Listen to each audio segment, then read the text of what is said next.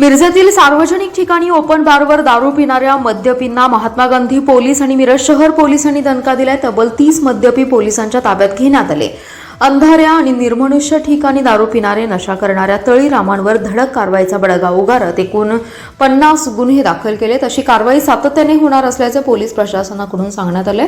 मिरज शहर पोलीस ठाणे, महात्मा गांधी चौक पोलीस ठाणे, मिरज व MIDC Kupwad police Thane, कुपवाडकडील प्रभारी अधिकारी यांनी DB पथकातील पोलीस अधिकारी आणि अंमलदार यांच्या मिरज विभागातील मिरज शहर परिसर व कुपवाड परिसरातील अंधाऱ्या आणि निर्मनुष्य ठिकाणी पायी तसेच मोटारसायकलीवरून गस्त करत सदर ठिकाणी दारू पिण्याच्या उद्देशाने थांबलेले, नशा करणारे तसेच अवैधरित्या जुगार खेळणाऱ्या इस्मांवर छापेमारी करून मिरज शहर पोलीस ठाण्यास 30, महात्मा गांधी चौक पोलीस ठाणे मिरज येथे 16 आणि MIDC कुपवाड पोलीस ठाण्यास 4 असे एकूण 50 गुन्हे दाखल करून अंधाऱ्या आणि निर्मनुष्य ठिकाणी दारू पिणारे, नशा करणारे, जुगार खेळणाऱ्या संशयितांच्या विरोधात प्रभावी कारवाई केली आहे।